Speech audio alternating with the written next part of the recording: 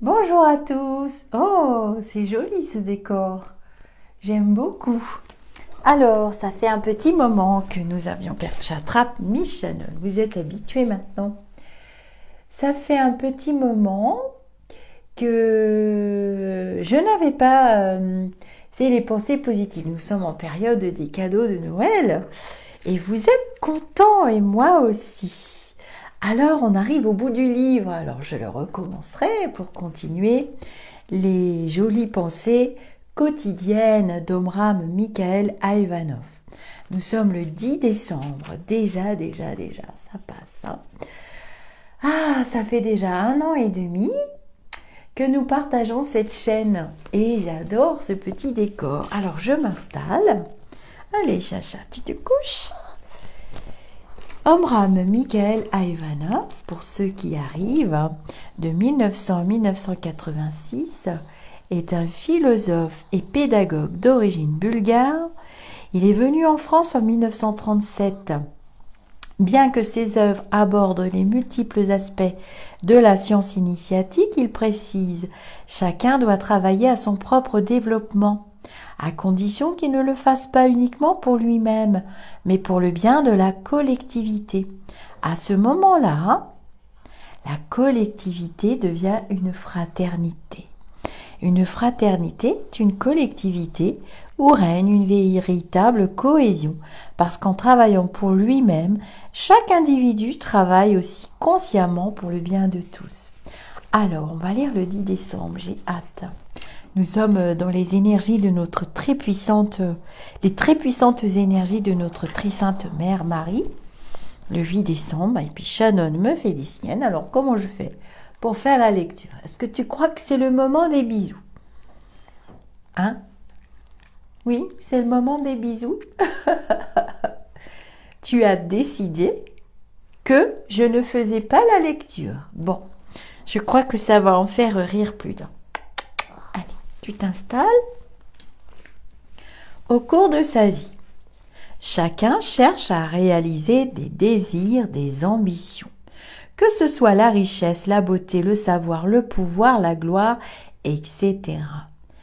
Il y dépense ses énergies, son temps, sa santé.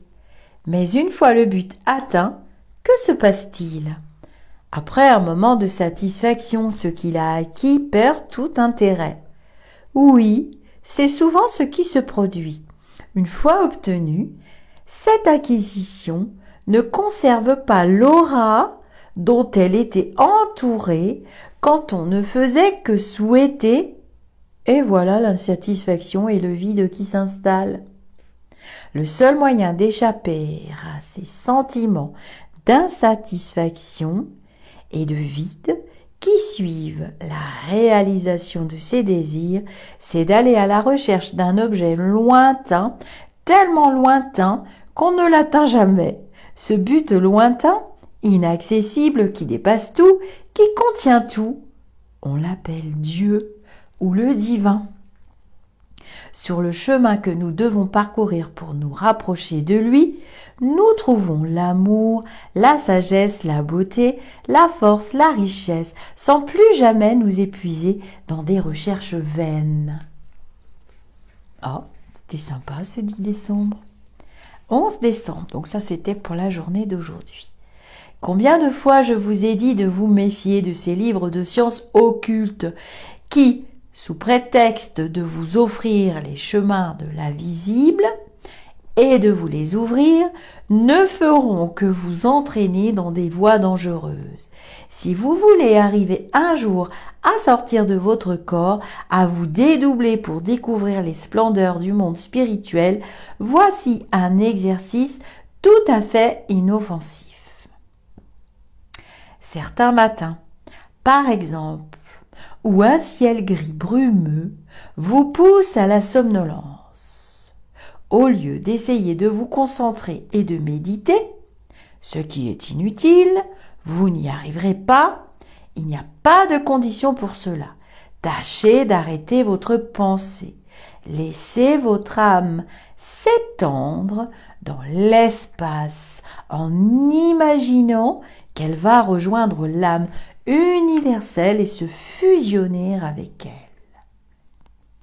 À son retour, elle vous apportera quelques images des régions qu'elle aura contemplées.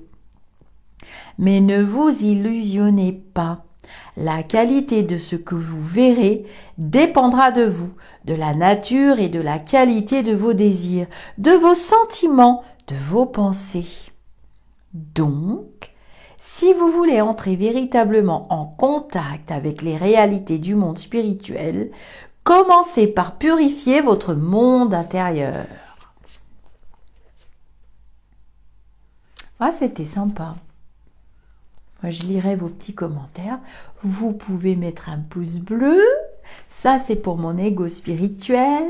Et vous pouvez aussi mettre des petits émoticônes. J'adore votre créativité avec vos petits émoticônes. Il y en a certains sur la chaîne, alors c'est bien. Vous commencez des fois à discuter les uns avec les autres. C'est vraiment génial. Hein. Le pari est presque atteint. Hein. Alors, on va lire le 12 décembre. C'est une chaîne conviviale, un outil que nous partageons pour partager nos valeurs et qui sait, attirer à nous, au-delà du spirituel, des personnes aussi qui se posent des questions.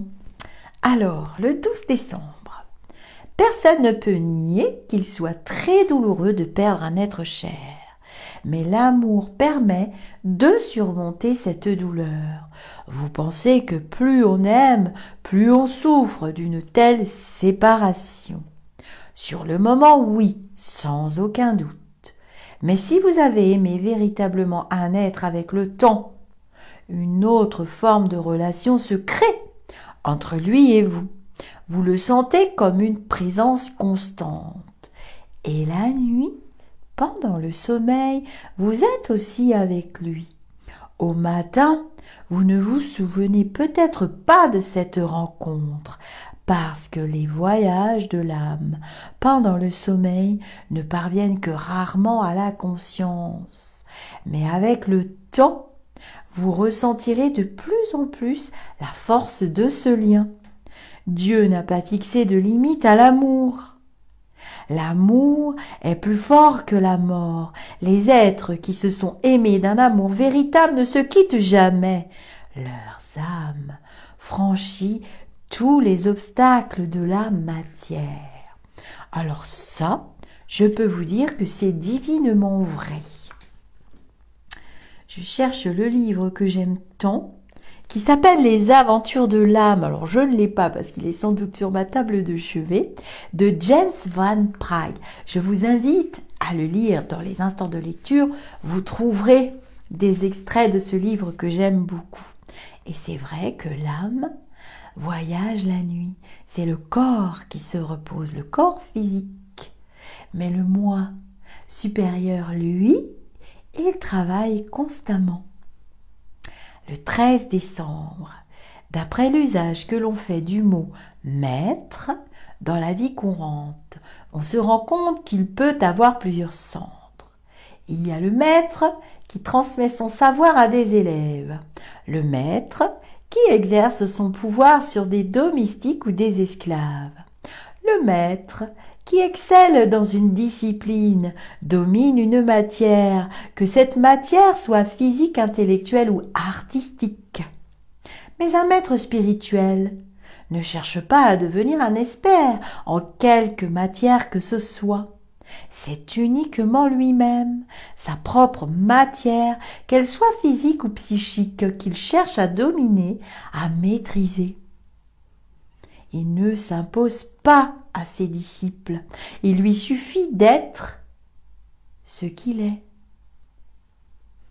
C'est au disciple de découvrir comment recevoir son amitié, sa protection, sa lumière, car il ne se tient jamais loin d'eux. Il les accompagne et il parle à chacun une langue qu'il peut comprendre. Quelle est cette langue? L'exemple. Il dit « Aimez » et lui-même donne l'exemple de l'amour désintéressé. Il dit « Travaillez » et lui-même travaille. Il dit supporter vos souffrances et lui-même accepte, sans se révolter, toutes les douleurs de l'âme et du corps. S'il est poursuivi ou accusé injustement, il ne cherche pas à se venger. Au mal, il répond par le bien. Alors cette page est une très belle synchronicité avec ma sœur qui m'a envoyé un très court message hier, mais qui répondait tout à fait à mes questions, et j'ai supprimé tout ce qui était négatif sur la chaîne et dans le groupe.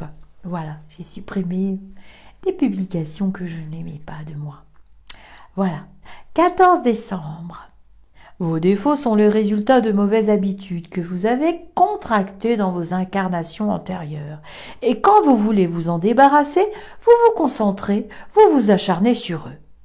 Eh bien non, ce n'est pas une bonne méthode. Préoccupez-vous plutôt de ce que vous pouvez construire pour l'avenir. Dites-vous, maintenant je vais créer quelque chose de nouveau.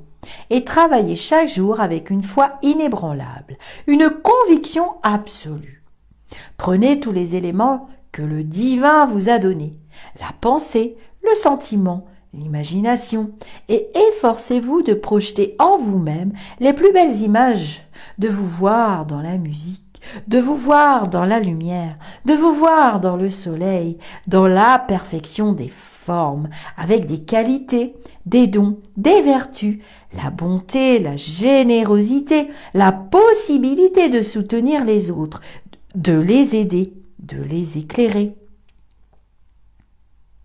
Un jour, c'est cette construction lumineuse parfaite qui recouvrira toutes les lacunes et les imperfections du passé. Et oui, j'adore cette page.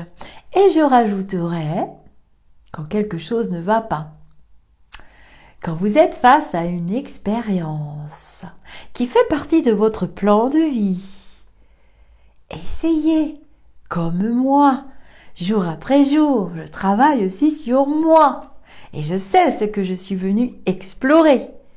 Eh bien, dites-vous tout simplement, au lieu de vous fustiger, de vous dire « Mais pourquoi ça m'arrive encore à moi? C'est toujours sur moi que ça tombe !» Transformez cette phrase en vous disant « Ah mais tiens, qu'est-ce que j'apprends? Comment je vais transformer cette expérience? Qu'est-ce que je vais faire de ces émotions? Que contient ma souffrance? Pourquoi ça va encore dans mes émotions? Comment je vais nettoyer mon corps émotionnel? Comment je vais transformer tout ceci pour en faire une force? Allez, courage! Si moi j'ai réussi, alors vous réussirez aussi. On va lire le 15 décembre. Elles sont belles ces pages, hein? J'aime beaucoup, elles me correspondent. Elles correspondent à mon état d'esprit actuel. Il faut toujours avoir une petite sœur ou un petit frère qui vous donne des conseils. Je ne sais pas d'où elle les a sortis d'ailleurs. Ma sœur est du signe des Poissons. 15 décembre. On peut comparer le monde spirituel à un immense magasin où vous recevez ce que vous demandez à condition d'avoir une certaine monnaie à donner en échange. Et la plus sûre des monnaies que vous puissiez présenter devant les esprits célestes, c'est le travail impersonnel, le sacrifice. Le sacrifice est comme l'or qui garde toujours sa valeur parce que le soleil le protège exactement comme une banque nationale protège la monnaie d'un pays. Chaque sacrifice que vous faites pour la défense et la manifestation de ce qui est bon et beau afin que tous les êtres de la terre puissent en bénéficier remplit votre cœur et votre âme de cet or qui accourt dans les grands magasins cosmiques. C'est comme si le soleil vous marquait de son sceau, et du jour où vous portez l'empreinte de ce sceau, vous êtes reconnu par les entités de la lumière. Elles disent « Cet être est des nôtres, Il porte le sceau du soleil. Il est notre frère, notre sœur. Donnons-lui ce qu'il demande. Alors là, ça fait référence à la loi d'attraction, la loi de l'univers. Nous sommes riches de nos vécus d'avant, de nos autres vies, de nos bagages, du poids, de ce que nous mettons en expérience et en richesse spirituelle dans nos valises. Oui, oui, oui, je vous le confirme. On va lire le 16 décembre. S'imposer aux autres, leur donner des ordres. Les humains font cela spontanément. Mais quand un désir se manifeste en eux et les enserre comme un serpent, ils se mettent à sa disposition et capitulent sans résistance. Analysez-vous et vous verrez que c'est bien ainsi que même avec vous, les choses se passent. Les humains sont capables de donner des ordres aux autres, mais incapables de s'en donner à eux-mêmes pour rétablir la situation. Or, le travail du disciple consiste justement à prendre conscience de son être intérieur pour y rétablir l'ordre, pour retrouver la royauté perdue dont ses désirs inférieurs et ses passions l'ont dépossédé.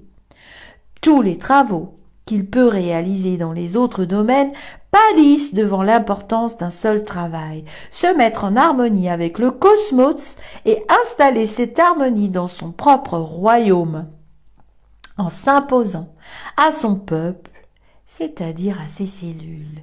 Il leur dit « Vous ferez ma volonté et rien d'autre ». Et elles sont obligées de se soumettre, parce qu'il s'impose à elles, non en vertu de son autorité personnelle, mais grâce à son obéissance aux lois divines. C'est ainsi qu'il retrouve sa royauté.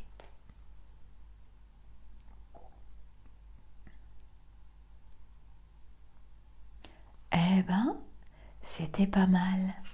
Alors je vous dis namasté et à très bientôt pour un autre petit instant des pensées quotidiennes, des pensées positives et créatives. Tu dis au revoir, Shannon. Bye bye.